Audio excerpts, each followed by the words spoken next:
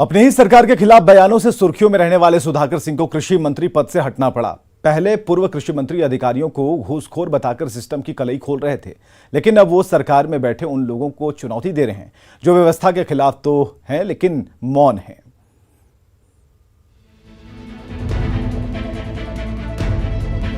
System पर सवाल उठाना सुधाकर सिंह को भारी पड़ गया। नीतीश कुमार से तनातनी का नतीजा ये हुआ कि सुधाकर सिंह को महज 1.5 महीने में ही कृषि मंत्री की कुर्सी को त्यागना पड़ गया।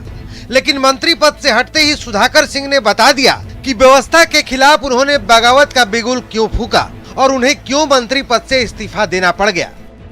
सत्ता में हम आए हैं बदलाव के लिए, हम सत्ता में यथास्थिति बरकरार रखने के लिए नहीं आए हैं। कम से कम मुझसे अपेक्षा लोगों को नहीं करना चाहिए। और जिन लोगों ने लगा कि हम इस व्यवस्था के लिए फिट नहीं हैं, मैं उनको अलविदा कहने में देर नहीं किया, हमको अलविदा करने में देर नहीं किया। व्यवस्था के खिलाफ खुलेआम बिगुल फूंककर सुधाकर सिंह अपनी कुर्सी का बलिदान दे चुके हैं। अब बारी है चुनौतियों की, जो अब सरेआम सुधाकर सिंह उन लोगों को दे रहे हैं जो व्यवस्था के खिलाफ मौन है। वो लोग का चुनौती दे रहे हैं मुझे, जिनको कुर्सी प्यारी होगी और कुर्सी के लोग में कुर्सी पे चिपकने वाले नीतीश कुमार के नेतृत्व में जो लोग होंगे, मुझे उसकी चिंता नहीं है। मैं 25 तक एमएलए हूं, मैं रहूंगा, ये रोक नहीं सकता मुझे। और 25 तक सड़क से लेकर सदन तक जितनी ताकत होगी उस ताकत के साथ बोलेंगे।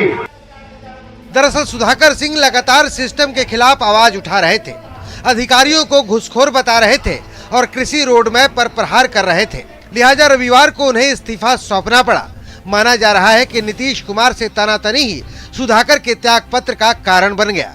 न्यूज़ 18 के लिए कैमूर से अभिनव कुमार की रिपोर्ट। तो सुधाकर सिंह के ताजा बयान पर सियासी घमासान मच गया। कांग्रेस ने उनके बयान पर हमला बोला तो बीजेपी ने कहा वो भ्रष्ट पार्टी को पहले छोड़ें फिर बदलाव की बात करें।